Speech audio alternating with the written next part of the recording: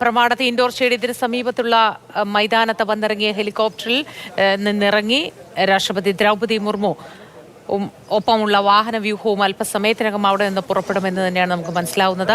Shri K അഭിലാലാണ് വിവരങ്ങൾ നൽകുന്നത്. ഹെലികോപ്റ്ററിനടുത്ത് എത്തിയ വാഹനത്തിലേക്ക് രാഷ്ട്രപതി ദ്രൗപദി മുർമു കയറിയതും നമുക്ക് ദൃശ്യങ്ങളിൽ വ്യക്തമാണ്.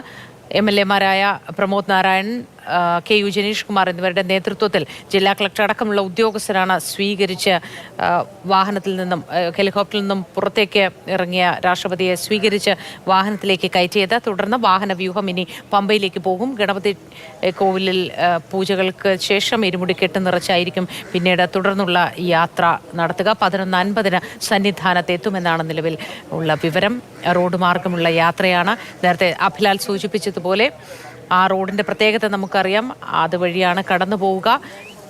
നിയന്ത്രണങ്ങളും സുരക്ഷാ ക്രമീകരണങ്ങളും പൂർണ്ണമായും ഒരുക്കിയിട്ടുണ്ട്. MLA-മാരുടെ സാന്നിധ്യവും നമുക്ക് ദൃശ്യങ്ങളിൽ കാണാം. രാഷ്ട്രപതി ദ്രൗപദി മുർമുവിനെയും വഹിച്ചുകൊണ്ടുള്ള വാഹനം അവിടെ നിന്നും പുറപ്പെടുകയാണ്.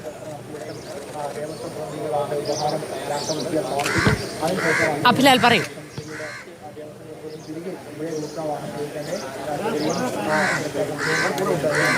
രാഷ്ട്രപതിയുടെ വാഹനവ്യൂഹം പുറപ്പെട്ട് കഴിഞ്ഞിരിക്കുകയാണ്. ഇനിയുള്ള 1.5 മണിക്കൂർ സമയം കൊണ്ട് 68 കിലോമീറ്റർ ദൂരം സഞ്ചരിച്ച് പമ്പയിൽ എത്തിച്ചേരും.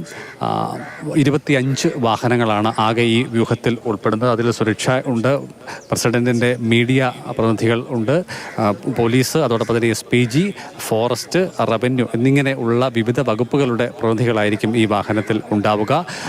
ഇപ്പോൾ ഇവിടെ നിന്ന് പുറത്തേക്ക് വാഹനം, പ്രസിഡന്റിനെ വഹിച്ചുകൊണ്ടുള്ള വാഹനം കോന്നി മല്ലശ്ശേരി റോഡിലേക്ക് ഇറങ്ങുകയാണ്. ഇവിടെ നിന്ന് നേരെ ഇടത്തേക്കാണ് വാഹനം തിരിയുക. നേരെ മല്ലശ്ശേരിയിൽ എത്തുന്നു. പിന്നീട് വലതുവശത്തേക്ക് തിരിഞ്ഞ് മല്ലശ്ശേരി മുക്ക് എത്തിയ ശേഷം പുനലൂർ മൂവാറ്റുപുഴ റോഡിലൂടെ കുമ്പഴ, മൈലപ്ര മേഖലകൾ പിന്നിട്ട് വടശ്ശേരിക്കര ഭാഗം കടന്ന് പെരുന്നാട്, ലാഹ കഴിഞ്ഞാൽ പിന്നീട് നിബിഡ വനപ്രദേശമാണ്. അങ്ങനെ നിലയ്ക്കൽ കടന്ന് പമ്പയിലേക്ക് എത്തിച്ചേരും. 1.5 മണിക്കൂർ സമയമാണ് പ്രതീക്ഷിക്കപ്പെടുന്നത്. ഇപ്പോൾ പുറപ്പെട്ട സമയം കണക്കിലെടുക്കുമ്പോൾ ഏറെക്കുറെ 10:10 രാഷ്ട്രപതിയെ വഹിച്ചുകൊണ്ടുള്ള വാഹനവ്യൂഹം പമ്പയിൽ എത്തിച്ചേരും.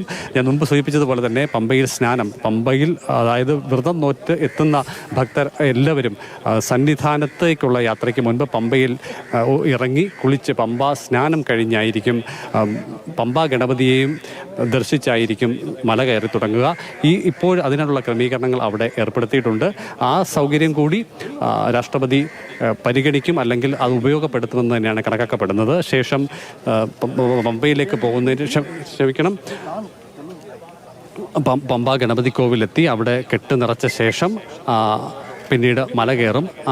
ഹൈക്കോടതിയുടെ നിർദ്ദേശം കൂടി കണക്കിലെടുത്തുകൊണ്ട് 5 വാഹനങ്ങൾ മാത്രമായിരിക്കും നിലവിൽ ഈ വാഹനവ്യൂഹത്തിലുണ്ടാവുക. പമ്പ മുതൽ സന്നിധാനം വരെയുള്ള യാത്രയ്ക്കായി അതിന് ഏറെക്കുറെ 20 മിനിറ്റ് 25 മിനിറ്റിൽ കൂടുതൽ എടുക്കാനുള്ള സാധ്യതയില്ല. നേരത്തെ നിശ്ചയിച്ച സമയക്രമമായിരിക്കും പിന്നീട് പിന്തുടരുക.